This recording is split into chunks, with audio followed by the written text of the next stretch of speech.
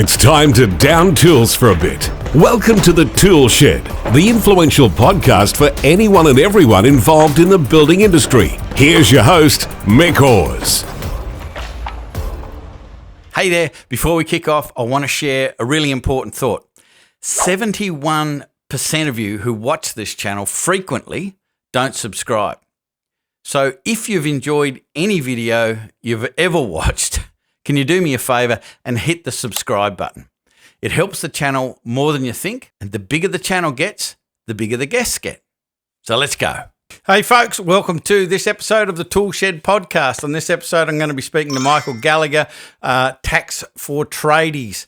So we're going to be covering a whole bunch of ideas as to the errors that people make, maybe some ideas that people aren't aware of to be able to improve their financial position. Just before we get to Michael, I must remind you that if you are a builder, a residential builder, and you've done at least 10 laps around the sun in your business and you're still struggling a little bit time-wise or financially, we have created a tool for you, and it's called the Builder's Freedom Readiness Scorecard. It'll take you about 2 minutes to go through.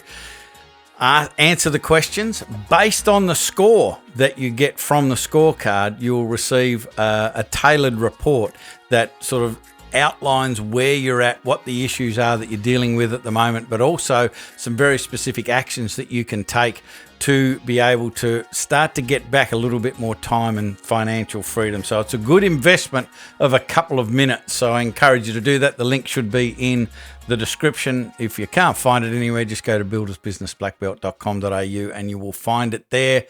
And there is Michael Gallagher from Tax for Tradies. It's an absolute pleasure to meet you. And we're going to cover one of probably the most important areas of a building business or any sort of trades business is the money side of things, because we all love to love what we do, but at the end of the day, if you go broke, that's not a whole lot of fun. So my first question always, Michael, is your background, like what caused you to get into this space? Obviously you've gone down the track of being a CPA, certified practicing accountant, but how come you sort of ended up in the tradie space? First of all, Mike, or Mick, sorry, it's really great to be in this environment, to have a talk to people, to explain what I do. Look, tradies are a neglected group of people as far as their finances go. They make a lot of dollars, a lot of them do, but they don't spend it so well. And they need to have some tax planning, need someone to rely on, as they grow from being maybe an apprentice to an employee to a self-employed person to running a company or a trust. So they need that guidance, someone who understands what the requirements are at those stages, someone to lean on, I suppose. Yeah. So I felt there was a need for that. Yeah. It same here. We were general business coaches back in the day, and I just find it better for everyone, better for me, better for them by niching into a small part of the industry, because you just get good at understanding what the specific problems are that arise. You can sort of speak their language, all that sort of stuff. So let's start there. What with your practice and your involvement with tradies over the years, tell us what are some of the really common mistakes that just seem to keep reappearing that really need to be addressed? Well, it does depend on the status of the particular tradie, whether he's business or non-business, in other words, an employee. But generally there's a commonality that they don't keep their records so good. So trading, So they need to keep records for the purchases of tools, equipment, etc. That's a very important thing. Also, there's a lot of misunderstanding about logbooks. Who should keep a logbook? Do I have to keep a logbook? I've got a motor vehicle that's 100% used for business. What do I have to keep a logbook for? But you'll find that there's a lot of misinformation, as I said before. You need to keep a logbook for all your vehicles. Now, this is quite revolutionary to a lot of people, but I've been in front of auditors, tax auditors, and how else are you going to prove your 100% usage if you don't keep a logbook for 12 weeks, Mm. 12 consecutive weeks? So it's very important. So logbooks, receipt keeping, they're just two of the things that need to be addressed by tradies, Yep. whether you're business or non-business. Yeah. So let's talk about the business owner for a moment. And it's a conversation that I tend to have with all of our coaching clients is I encourage them to have a big, thick black line in between personal money and business money, because you would have seen it as well that many trades and many builders sort of get the business to pay for this and that, and it starts to become very, very convoluted. What's your thoughts on that and the potential challenges that can come up if the ATO decide to take a closer look? And I'm assuming that the ATO would probably have triggers that when they see certain things, they go, "Oh, hang on, this doesn't seem right." And when they do an audit, they do a fairly deep dive, I'm led to believe. Yeah, a bit like a bulldog. Once they get their teeth in you, they won't let go. But it takes a while for them to get their teeth into you. But if they do, you do attract their attention. Believe Mm, me, they'll be nitpicking forever. mm, Small things like, as I say, with odometer readings for cars. If you finish one trip at 20 and started at 22, they'll disallow your whole car expenses. I mean, this is how ridiculous it is. mm. Um, Now, just addressing your question, yeah, look, I think, yeah, look, I just think there's a few things that. I'm sorry, I might have missed that, Mick. What was the major thrust of your question? I've got Just a thought in my mind. separating the business Oh, money yeah. from the personal money is important. Okay. So there's a real thing about this. The companies, you need to see your company as a separate legal person, Mm, sitting in a chair like you sit in a chair or standing up. It's the company should be separate to you. The most successful businessmen that I've seen in my small practice is basically that they're the ones who treat the company as a separate legal person. You can take money from the company without tax if you've put money into the company initially, or the company owes you money. mm, So you've got a credit loan account. mm, But if you've got a debit loan account, which means that you've been taking the money out untaxed, so it doesn't come out as a wage or a bonus, then you've got some issues. You've got issues with the Tax Act. Division 7A is where you can be deemed to have earned an unfranked dividend, which is really nasty stuff, uh, by taking a loan out of the company and not putting together certain arrangements, such as a loan agreement. mm. So, I mean, you need to be very careful. This is one of the biggest problems with small business. They forget the company is a separate legal person. When they take money out, they don't do their due diligence. Yeah. I quite often am bemused and involved with certain conversations with tradespeople or builders sometimes where they'll say, "Oh, we don't pay ourselves a wage," and it's like, well, how's the mortgage getting paid? How are you buying the groceries? And they just seem to, the business just buys this, that, and the other, and they don't pay themselves a wage. And it sounds very much like a dog's breakfast to me. What's your advice? Obviously coming Oh, to a person like yourself to set it up properly. well, I mean, the bottom line is you should take a wage. I mean, uh, with a company, you have an ability to obtain finance. If you're a sole trader, as a business sole trader, it's not as easy for you to obtain Mm, finance. And that sounds ridiculous, but it's true. mm, Probably because everything's more structured. You take a wage, then there's regularity in the income that you receive. So financiers are happier with that. The banks, they're all happier with that than if you're a sole trader. And sole traders out there will know I'm telling the truth, that it's pretty difficult to get a loan if you're a sole trader, if you haven't been in business for many, many years. mm, So financing is very important. That's one thing about a company, getting money out of a company, you can take it in a number of ways. So salary is not the only way you can take money out of the company. It's a good way, but the other way is by dividends. So you can take dividends. And if you've paid tax in the company in previous years, those dividends can be called franked dividends. So Yep. they've been franked. Tax has been paid on that money, and you get the credit for that money the company's tax been paid, tax that's been paid. So that means that in your income, when you take it out as a dividend, that's you don't get a tax deduction for that, by the way, but you take it out as a dividend. Just pull the money out from your bank account. That can have attached to it a franking credit, and that means that if you're on, say, between 135,000 and 190,000, which is 39 cents in the dollar um, uh, with Medicare levy of 2%, then you can take 25% off that. So then you only be taxed on 39 less 25, 14%. Have I got my maths right?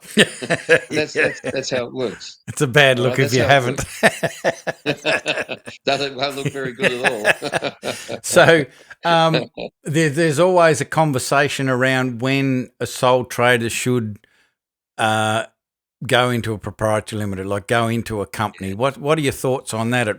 What needs to be, the revenue figure, or what needs to be the financial setup before you shift from sole trader to a company?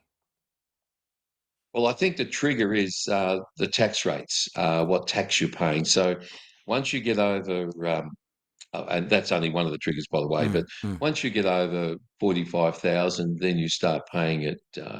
Let's see now, 30 cents in a dollar up to 135,000. So you're paying 32 cents. The company pays tax at 25 flat. Yep. Um, so it starts to be more of an incentive from a tax viewpoint. Of course, you do have the tax-free threshold. I'm ignoring that, but your rate, your marginal, what they call a marginal rate or progressive rate of tax is once you get over 45,000, net taxable income becomes 32%, 30 plus 2% Medicare levy. So there is a trigger from the tax rates, but also from the development of your business. If you want to pay people, then sometimes it's a little bit more professional, if you want to put it that way, to form a company, pay salaries, pay superannuation for people. So it depends. A lot of accountants push people into companies unnecessarily. There's advantages and there's disadvantages. So we look at the advantages and the disadvantages and just tell the clients these are the good things. With companies, you have more control. You just can't take money out of the company without it being taxed or without the company owing you money or as dividends. But with the sole trader, of course, you can just pull the money out as you please.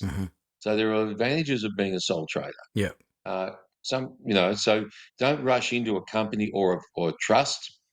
People think that trust is discretionary trust. One of those is called the family trust. Don't rush into that unless you have to. Yeah. Unless you really think that you need that in the commercial world, that you'll look bigger, you'll look better, you can get finance more quickly. But crawl before you walk.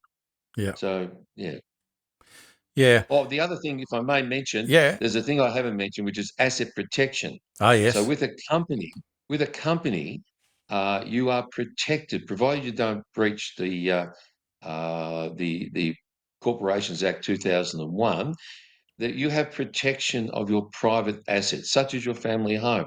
So you can separate your business by having a company. As a partnership or as a person, an individual person, then you don't have that separation.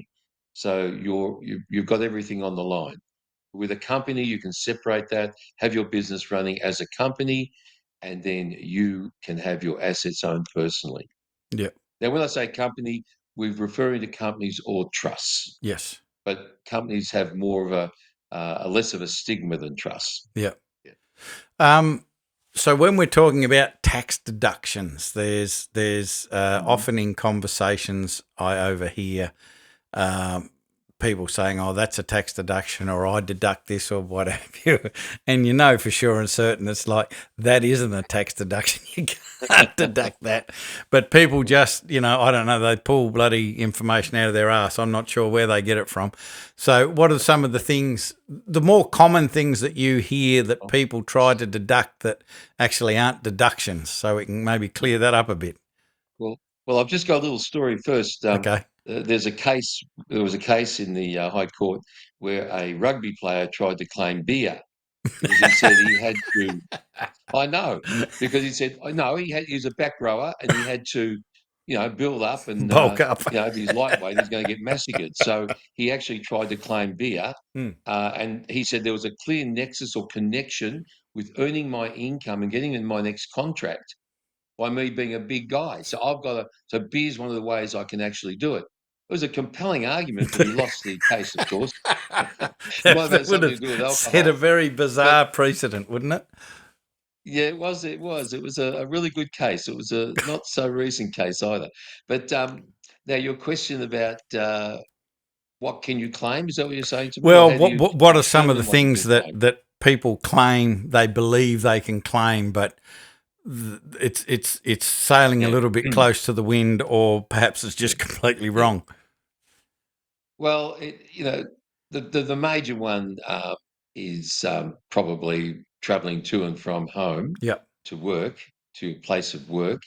That is one that people think they can claim, but they can't unless your place of work is your home. If you're running your business from home, I mean, there's a lot of home claiming your telephone at home when you are claiming home office expenses already.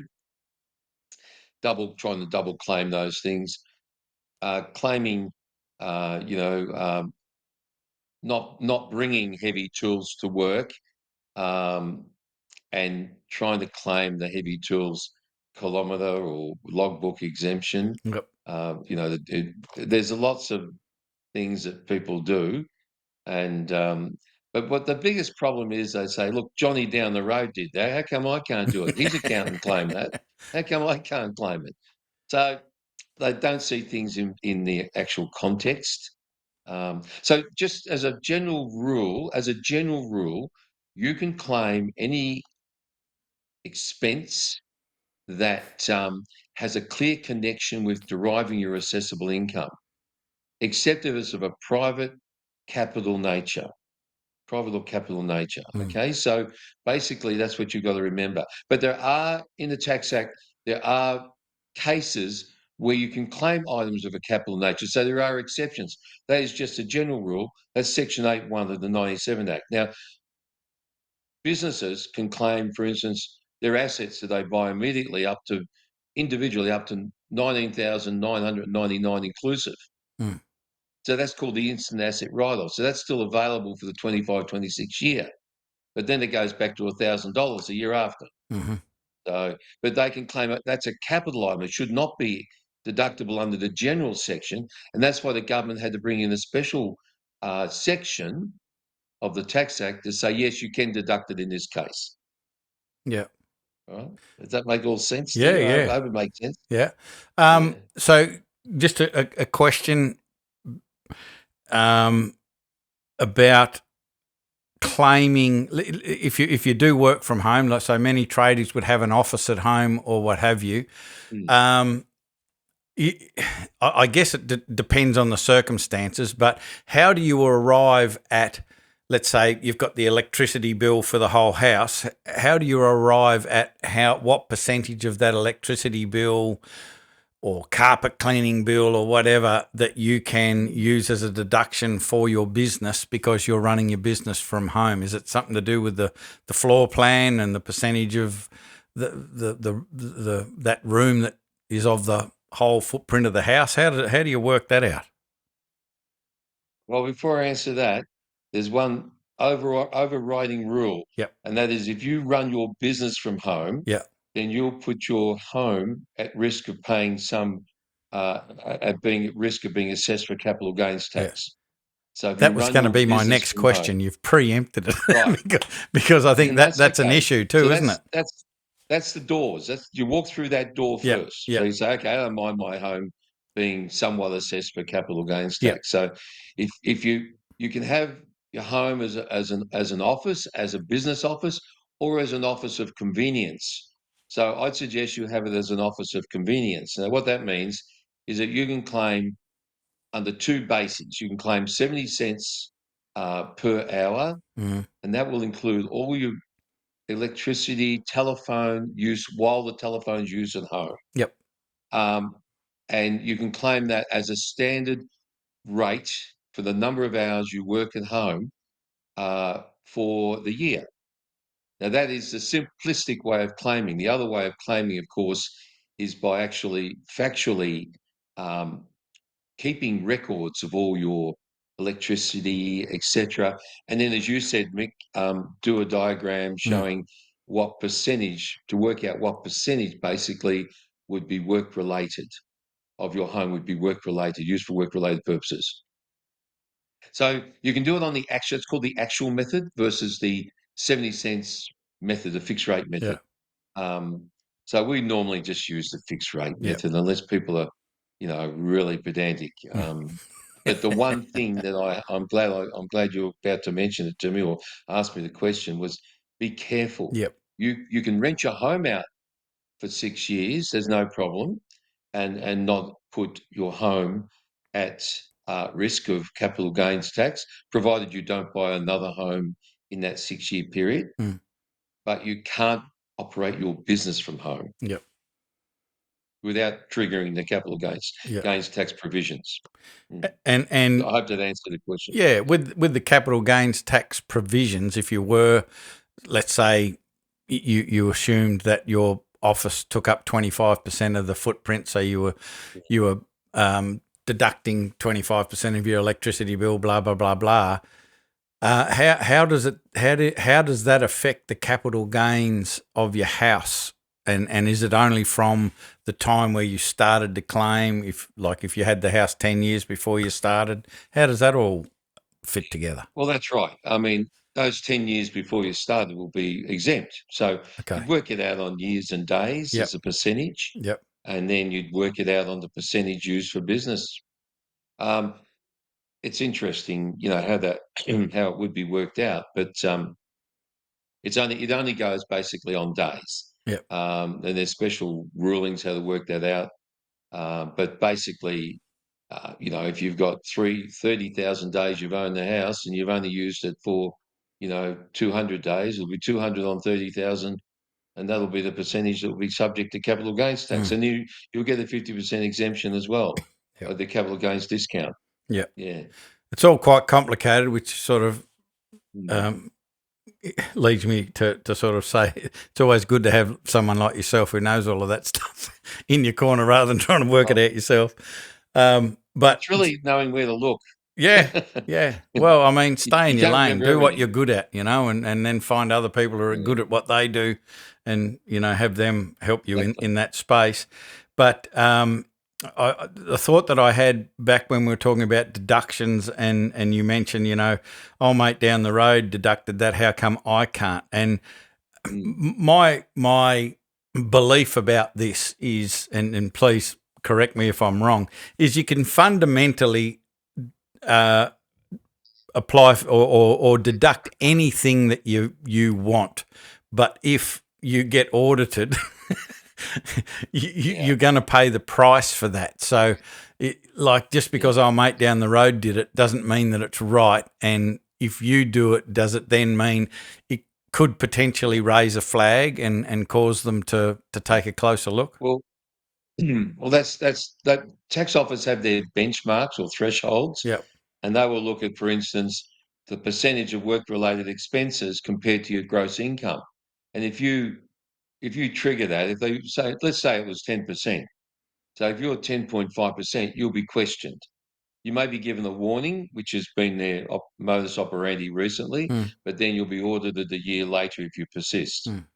Um, so the thing is that if you do get audited, if it's an innocent mistake or if it's a mistake, the tax office can go back 2 years in most cases, and basically for individuals, and basically if it's evasion where you've actually defrauded them and you've left out interest, or it's such a obvious case of evasion. There's no time limit, so they can go back forever, and they can Wow. theoretically go back for 20 years. And I don't mean to scare people. They go back 20 years, and they can add interest and payment penalties, incorrect return penalties, general interest charge, which is now not deductible, by the way, from the 1st of July 25. They can go back and they can make your life hell. So if you avoided, say, $500 worth of tax, you just, as a rule of thumb, you could double it. Mhm. In some cases, triple it. Mm. So it's not funny. You don't want the tax office getting into your life, because then the emotional stress of that is bad as well. Some people say, "Oh, I don't care. They can do what they like," but I'm telling you, they won't leave you Until it alone once they get happens. hold of you. They won't leave you alone. Yeah. So, Yeah. um, talk about the value of having somebody like yourself in the corner of a tradie versus them. Like, I guess that most tradespeople would just have sort of an arm's length relationship with some tax accountant. It might be ITP or something like that, and they just get them to do their tax. What's the benefit of Yep. and are there any sort of legal benefits, Mm. if you like, having somebody like yourself put it all together and basically present it to the tax department on behalf of the client rather than the client doing it themselves? Are there any deadline issues or legal benefits that you gain by having someone in your corner? Well, first of all, you do have extensions for lodging your tax returns up Yeah. to pretty much the 4th of June. Actually, by the time we ask for further extensions if necessary. So you've got from the 30th of June the previous year to the 4th of June the following year, Right. if you're in the payable situation. So, but you need to normally pay by the 15th of May the following year. Yeah. Um, so that's one thing. But that applies to all tax agents, not just the tax for tradies, Yep. but to all tax agents. But I suppose what we offer is personal service. So we uh, we we all have you'll have any clients always have our mobile phone numbers, and we're accessible basically. I don't want to say 24/7, but some Go on. tradies get up pretty early. They're not like we pen pushers. We get up a bit later sometimes, but we're up late at night. Yeah, look, our business is run on personal service, effective communication. Um, and although one client said to me recently, the only reason we have you, Michael, is because you have a great Christmas party. But but I'd like to think I'm a bit more, they think more of us than that. So basically, it's effective communication. It's watching over them, giving them the latest, advice on software, Mm. receipt keeping software. Um, so we follow them through from apprentices, where they can get grants from the government, through the employee situation, give them advice if they want to start their own business as a sole trader, then look at structures as they further their development into companies and trusts, and set up their own self-managed superannuation funds. So we've got about 40 to 50 funds that we do the compliance work for, where people want to buy property with their Yeah. superannuation money. Yeah. So that can be quite good. And some traders have built a property portfolio within their super funds. Yeah. And Yep. I'm assuming That's that you work with your clients to build some sort of refinement to their approach as you go along. I asked the question because, like, the first, I think, two accountants that we had when we were very young in business and started, I called them historians because all I would create a massive shit fight each year. They'd clean it up, yeah, and then I'd go and do it again the next year. So they just kept fixing up the mess that I was making, and they never once yeah. sort of said, if you didn't do that, it would be much better. Like, if you followed Pretty these good. guidelines. Yeah, Michael, what you said there was so true. Accountants can be very historical. Mm. I think software's helped accountants a bit. Zero, Mile, all these software packages, QuickBooks, small business software packages have helped to give accountants real-time access to clients' situations. Also, the role of the bookkeeper has been expanded, so accountants now have access to real-time information rather than having to pour through checkbooks and scratchy day books, cash books. So now we have real-time access, and also the software companies have kept up with that as well. But there's a few basic tools, a few basic pieces of advice I'll give you, right? Mm-hmm. One is that every tradie should have a separate bank account for his tax. All successful tradies do this. So they have a separate bank account and they put 20%, pretty much up to 20%. You can put that percentage. Yeah, if you're in your own business, you've got GST, you've got PAYG. If you employ people, that's installments. If you employ people, you've got PAYG on wages. Mm-hmm. I mean, there's so many taxes as income tax. So you need to be up to date, but give yourself a safety net, put 20% in a Yep. separate bank account Yep.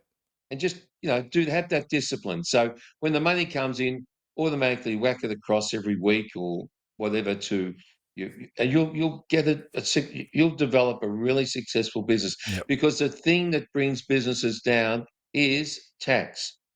Seen it many times. That's just one. But basically, be proactive with your account. Don't be scared to give them a call. Say, have you lodged my BAS yet? Accountants do have extensions for BAS lodgement. That's another reason we get an extra month. So that's another reason for Yeah. having an accountant as opposed to get Yep. that extra month for lodging your BAS. Um, and just be aware of your own finances. Have a goal. Maybe buying a factory if you're in business, maybe buying a factory in your super fund and renting it back to your entity, your trading entity. That could be an ambition if you've got your own business. But maybe buying a home, maybe buying a house, which is most of the ones we come across. That seems to be the most pressing ambition of all, to buy your own home. So there are a couple of little tips. Put money into super is another one. So it's a tax shelter, Mm. and you'll be surprised. You'll end up like me one day, as old as me, and you won't have any money in super. Now you need some money in super, Yeah. and this tax shelter is really fantastic Mm. because it earns almost tax-free money, almost Yeah. 15% tax on concessional deductions, but you can, it grows so quickly. All right, so a couple of tips. Yeah, brilliant. So, best place to find you if somebody has been listening to this and going, those things that they said were mistakes, I'm making most of them. if if that was their experience and they think they want to reach out, specifically to Tax for Tradies, because as I said, I think it's a great idea to hook up with someone who specialises. I think that's much better than the generalist. Do you want your general practitioner to do your brain surgery, or would you rather have a brain surgeon be tinking around up there? So I think specialists are always better than generalists. So what's the best way to get a hold of you? Where do they find you? What's the process? Yeah, okay. So we're on. We're on Facebook, and we've got a website, Yep. inquiry form on website. We've got a 1300 number to just Google Tax for Tradies, and call the 1300 number. It'll come straight to me. If I miss it, Ross will take it. So just one thing, you will have a personal relationship with us. Mm-hmm. That's the thing. So you'll feel like you're not just a number. I'd Yep. like to think that. If I lose that, then I will quit business. All right. So we care for everybody, and we try to treat you as the only client we have when you're in front of us. But basically, phone numbers is Ross at taxfortradies.com.au, is Michael, there's Melissa at taxfortradies.com.au. We're not big. I'm not making out we're a big firm, but we're a mouse at roars, and we can handle work. We handle it quite well, and I encourage people to join us as part of our tax family. Mm-hmm. Excellent. Well, it was great to meet you. There's some excellent tips and ideas to be able to help the tradesperson get their financial act together a little bit more. But as I said, it's great to have someone like yourself who's a specialist in that space in your corner. So I encourage everyone to, if you need to reach out to somebody, to reach out and have a chat with Michael or Ross. I can see him on the website here, or Melissa. So that's the team there. We will have all of the links in the description in any case, so you can just click on those and reach out and have a conversation with one of the team. So appreciate you putting the time aside to be on the podcast. It was great meeting you, and I'm sure we'll talk again at some stage in the future. Well, thanks very much, Mick. I appreciate it. What you're doing is a fantastic job in helping people as well. So well done to you too, Mick. All right. Thank you very much for that. Appreciate it. Great to meet you. So, folks, that's it for the ToolShed podcast. Lots of really good information in there to make sure you're not making those mistakes that can cost you unnecessarily down the track. So it'll be a good idea to reach out and have a conversation. Just a quick reminder before we bail, if you are still struggling with a little bit of time freedom, as I said, and you've been in the building game for quite a while, I really encourage you to do the Builders Freedom Readiness Scorecard. It'll take you about 2 minutes. You'll get a terrific customed report based on your score in your inbox shortly thereafter, with a couple of very cool ideas as to what specific actions you can take to turn that around quite quickly. More than happy to run you through or work with you, have a conversation with you. There's a no obligation conversation just to unpack the report and see if we can point you towards some resources that are going to help you. So I hope you found today beneficial. Hope got you thinking. We will be back with another episode of the ToolShed podcast. Before you know it, I'm Mick Hawes from Builders Business Black Belt. That is all. I'm out. Bye for now. You've been listening to the ToolShed. If this podcast struck a chord with you, make sure you spread the word by sharing it with your mates in the building industry. We love your help to make the building industry better for everyone involved.